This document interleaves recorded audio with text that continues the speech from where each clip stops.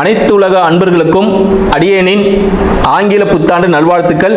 அனைவருக்கும் வணக்கம். இந்த ஆங்கில புத்தாண்டு பார்த்தீங்கன்னா, ஆங்கில புத்தாண்டுல இந்த உலக மக்களாகிய நம் அனைவருக்கும் சரிங்களா எத்தகைய சிறப்பான பலன் இருக்க போகுது அப்படின்னு பார்ப்போம்.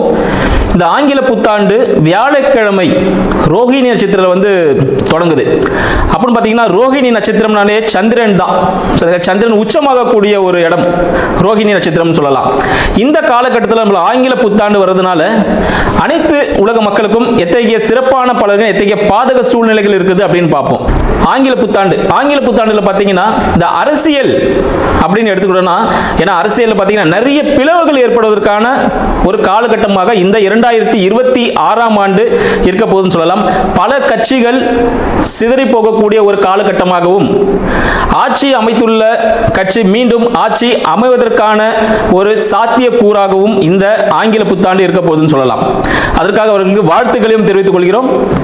அடுத்து பார்த்தீங்கன்னா, பொருளாதாரம் அப்படின்னு எடுத்தீங்கன்னா, பொருளாதாரம் மிக சிறந்த வாய்ப்பை அனைவருக்கும் அளிக்கும் சொல்லலாம். உலக பொருளாதாரத்தை பொறுத்தவரையில் பார்த்தீங்கன்னா, உலக பொருளாதார போர் மிக பெரிய அளவில் நடப்பதற்கான வாய்ப்புகள் உண்டு. உலக போர் தொடங்குவதற்கான உத்திகள் ஆல்ரெடி ஆரம்பிச்சிருச்சு. இது மிக உச்சத்தை எட்டக்கூடிய ஒரு காலகட்டமாக இந்த 2026 அமைய போகிறது. மேலும் பார்த்தீங்கன்னா, இந்த எண்ணெய் சம்பந்தப்பட்ட பொருட்கள் விலை ஏறுவதற்கான சாத்தியக்கூறுகள் அதிகமாக உள்ளது. எண்ணெய்னாலே நீங்க கச்சா எண்ணெய் எடுத்துக்கலாம். அதை எடுத்தீங்கனாலே டாப் லெவலில் போக போகுது.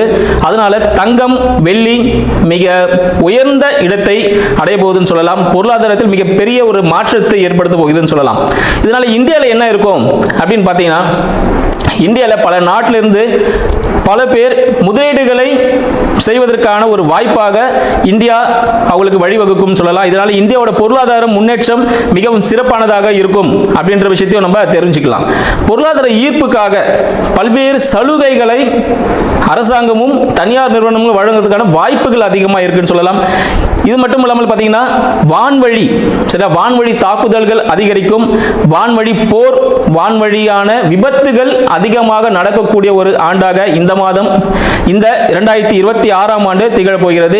கடல் சார்ந்த போர்களும் அதிகரிக்கக்கூடிய ஒரு காலகட்டம். இந்த காலகட்டத்தில் பார்த்தீங்கன்னா, இந்த ஒரு வருட காலத்தில் நிறைய ரயில் சம்பந்தப்பட்ட விபத்துகள், கனரக வாகனங்கள், மலை பிரதேசங்களில் பார்த்தீங்கன்னா இந்த பாறையில உருண்டு விழும் பாருங்க. ஸோ அது மாதிரியான விபத்துகள் நிறைய ஏற்படுத்தும் வாய்ப்புகள் உண்டு. அழிவுகள் கொஞ்சம் கண்டிப்பாக இருக்குன்னு சொல்லலாம். அடுத்து பார்த்தீங்கன்னா, இந்த கடல் வழி சொல்லியிருந்தேன். கடல் வழியிலையும் போர்கள் நடப்பதற்கான வாய்ப்புகள் உண்டு. கடல் சார்ந்த உணவுகள் மூலமாக புதிய நோய்கள் ஏற்படுவதற்கான ஒரு காலகட்டமாக இருக்கு. மறைமுகமான நோய்கள் உருவாவதற்கான ஒரு காலகட்டம் சொல்லலாம். அடுத்து பார்த்தீங்கன்னா, விவசாயம் எடுத்துக்கணும்னா, பொருளாதாரத்தில் விவசாயம் மிக சிறப்பான ஒரு விளைச்சலை தரக்கூடிய ஒரு ஆண்டாக இந்த மாதம் விளங்க போகிறது. இந்த ஆண்டு முழுவதுமே பார்த்தீங்கன்னா விவசாயம் நல்லபடியாக இருக்கும். வெயில் மிகவும் சுட்டெரிக்கக்கூடிய ஒரு இடமாக இந்தியா இருக்கும். சரிங்களா? இந்தியாவில் பார்த்தீங்கன்னா வெயில் ரொம்ப அதிகமான ஒரு தாக்கத்தை ஏற்படுத்தும் சொல்லலாம். மழையின் அளவு சற்று குறைவாக இருக்கும். இதனால் வெயில் காலங்களில் பல்வேறு நோய் உபாதைகளுக்குரிய மக்கள் ஆட்படுவார்கள் அப்படின்ற விஷயத்தையும் சொல்லலாம். பல்வேறு நிதி நிறுவனங்கள் லாபம் அளிக்கக்கூடிய வகையில் பல்வேறு சலுகைகளை அளிக்கும். இதனால் நம்பி யாரும் ஏமாற வேண்டாம். அந்த சலுகைகள் நம்பி நீங்க சேரும் பொழுது கண்டிப்பாக மோசடிகள் நடைபெறுவதற்கான வாய்ப்புகள் உண்டு. வங்கி மோசடி நடைபெறுவதற்கான வாய்ப்புகள் உண்டு. மேலும் வங்கி மற்றும் ரியல் எஸ்டேட் துறை, சரிங்களா, ரியல் எஸ்டேட் துறையிலும் பார்த்தீங்கன்னா ஒரு சில வீழ்ச்சிகள் ஏற்படும் அப்படின்னு சொல்லலாம். ரியல் எஸ்டேட் துறையில் போனீங்கன்னா வீழ்ச்சிகள் ஏற்படுவதற்கான வாய்ப்புகள் அதிகமாக உள்ளது. இதற்கு அரசாங்கத்தில் சிறிய பிளவுகள் ஏற்படும். சரிங்களா? ஆட்சியில் இருக்கும் சிறிய பிளவுகள் ஏற்படும். அது சரி செஞ்சு திருப்பி அவங்கள தான் ஆட்சியிலையும் இருப்பாங்க. தற்பொழுது இந்த 2026ஆம் ஆண்டு நமது 12 ராசிகளுக்கும் எத்தகைய சிறப்பான சாதக பாதக பலன்களை தரப்போகுது என்று நம்ம பார்ப்போம். வீடியோக்குள்ள போலாம் வாங்க. மகர ராசி அன்பர்களுக்கு அடியேனின் வணக்கங்களும் 2026ஆம் ஆண்டிற்குரிய ஆங்கில புத்தாண்டு நல்வாழ்த்துக்களும். மகர ராசி அன்பர்கள் ஆல்ரெடி வாழ்க்கையில் படாத கஷ்டம் இல்லை. கடந்த சில வருடங்களாகவே நிறைய கஷ்டப்பட்டிருப்பீங்க. இந்த வருஷமாவது மாறுமா அப்படின்னு நீங்கள் கேட்கறது நல்லாவே புரியுது. 2026ஆம் ஆண்டு மகர ராசிக்காரர்களுக்கு புதிய முயற்சிகள் செஞ்சுக்கிட்டே இருந்திருப்பீங்க. அதெல்லாமே சாதகமாக முடியுமா அப்படின்னு கேட்டிங்கன்னா, இந்த ஆண்டு பிற்பகுதியில் 2ஆம் பகுதி ஜூன் மாதத்திலிருந்து உங்களோட காலகட்டம் தான். நீங்கள் தான் ராஜா. நீங்கள் என்ன சொல்கிறீங்களோ அதுதான் நடக்கும். நான் இதை சொல்லி செய்வேன் அப்படின்ற அளவுக்கு ஒரு சாதகமான சூழ்நிலை எப்போ வந்து 2ஆம் பிற்பகுதியில் உங்கள் கையில் தான் எல்லாமே இருக்கும். முற்பகுதி இப்போ சரியில்லை அப்படின்னு கேட்டால் முற்பகுதியும் சாதகமான சூழ்நிலைகள் இருக்கு. பிற்பகுதியில் நீங்க சொல்வதை தான் மற்றவர்கள் செய்வாங்க. அந்த அளவுக்கு ஒரு பவர், ராஜா மாதிரி ஆயிடுவீங்க. இப்போ கொஞ்சம் மந்திரி மாதிரி இருப்பீங்க. ஏன்னா உங்களோட ராசி அதிபதி பார்த்தீங்கன்னா 2க்கும் 3க்கும் 1க்கும் 2க்கும் அதிபதி 3ல இருக்கிறார். ஸோ புதிய முயற்சியை தேடி ஓடிட்டு இருப்பீங்க. குடும்பம் அமைக்கணும், குடும்பத்தில் ஒரு வருமானம் வேணும். இந்த தேடல்லையே உங்களோட வாழ்க்கை பயணிச்சுட்டே இருக்கு. இது ஒரு விடிவு காலமே கிடைக்காதா அப்படின்றீங்க.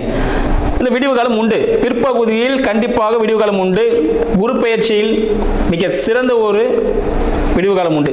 ஏன்னா குரு பார்த்தீங்கன்னா அவரோட 7ஆம் பார்வையை உங்களை பார்க்குறாரு, 9ஆம் பார்வையை உங்களோட முயற்சியை பார்க்குறாரு, 5ஆம் பார்வையை உங்களோட 11ஆம் பாவத்தையும் பார்க்குறாரு. இதுக்கு மேலே என்ன வேணும்? நீங்கள் என்ன கேட்டாலும் சரி, நீங்கள் வேணும்னு சொன்னாலும் குரு கொடுக்க தான் போகிறாரு. நீங்கள் சும்மாவது எத்தி வைப்பீங்க வீட்டில் எல்லாத்தையும். அந்த அளவுக்கு ஒரு சேர்க்கை, பொருள் சேர்க்கை, குடும்ப சேர்க்கை ஏற்பட போகிற காலகட்டமாக இந்த 2026ஆம் ஆண்டு மகர ராசி என்பவர்களுக்கு திகழப்போகுதுன்னு சொல்லலாம். 4க்கும் 11க்கும் அதிபதி செவ்வாய் பகவான் 12ல் இருக்கார்.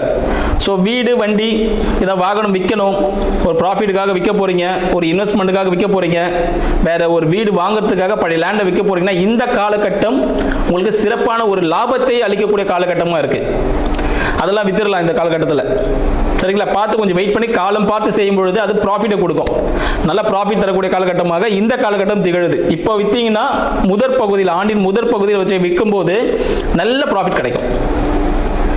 5ஆம் அதிபதி மற்றும் 10ஆம் அதிபதியாக சுக்கிர பகவான் 12ல் இருக்கிறார். 5ம் 10ம். அப்போ குழந்தைகள் மூலமாக ஒரு அழுத்தம் இல்லை, குழந்தைகளை கூட்டிட்டு எங்கன்னா இன்ப சுற்றுலா போயிட்டு வந்துருங்க.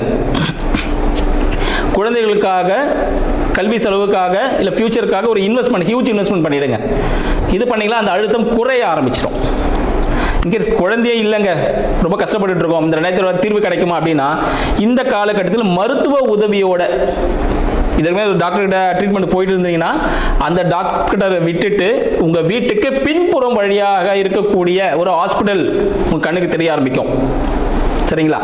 அந்த ஹாஸ்பிட்டல் நீங்கள் போயிட்டு செக் பண்ணும்பொழுது உங்களுக்கு ஒரு தீர்வு கிடைக்கிறதுக்கான வாய்ப்புகள் உண்டு. தட்சிணாமூர்த்தி, நாராயணன், இது போல இருக்க டாக்டர்ஸ் கிட்ட போனீங்கன்னா கம்பல்சரியாக குழந்தை பாக்கிய வாய்ப்புகள் அதிகமாக இருக்கு.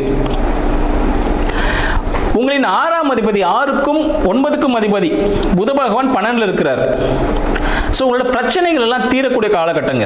கோர்ட்டு கேஸ் வழக்கு, வயிறு வலி சம்மந்தப்பட்ட பிரச்சனைகள், மேல் வயிறு பிரச்சனை, செரிமான பிரச்சனைகள்லாம் இருக்குது, கடன் பிரச்சனைகள்லாம் இருக்குது. பாருங்கள், இதற்கான விஷயங்கள் எல்லாமே இன்கேஸ் உங்கள் தந்தைக்கும் இந்த சில பிரச்சனைகள்லாம் இருக்கலாம். அது எல்லாமே தீரக்கூடிய ஒரு காலகட்டமாக இந்த காலகட்டம் திகழப்போகுதுன்னு சொல்லலாம். இந்த 2026 மிக சிறந்த ஒரு ஆண்டாக இருக்க போகுது. உங்களின் 7ஆம் அதிபதி 5ல் இருக்கிறார் இந்த வருட துவக்கத்தில், சந்திர பகவான். அப்போ திருமணங்கள், காதல் திருமணங்கள் நடப்பதற்கான வாய்ப்புகள் மகர ராசி அன்பர்களுக்கு இந்த காலகட்டத்தில் இருக்குன்னு சொல்லலாம். இந்த காலகட்டத்தில் திருமணம் நடக்குதா இருந்தால் பேசி முடிச்சு ஒரு 3 மாதம் கல்யாணம் முடிச்சிடணும். இல்லைன்னா திருமண தடை ஏற்படும். ரொம்ப நாள் 6 மாதம் இருக்கக்கூடாது. பேசி முடிச்சுமா 3 மாதத்தில் முடிச்சிடணும் கல்யாணத்தை. அந்த விஷயங்கள். தங்களின் 8ஆம் அதிபதியான சூரிய பகவான் 12ல் இருக்கிறார். அப்போ கால் சார்ந்த விஷயங்களில் கவனம் தேவை. நடக்கும்போது தடுக்கி கீழே விழலாம், வண்டி வாகனத்தில் அடிபட்டு கால் உடையதுக்கான வாய்ப்புகள் ஏற்படும். கால் எப்படி ரத்தம் வரும், செருப்பு அறந்து போகும்.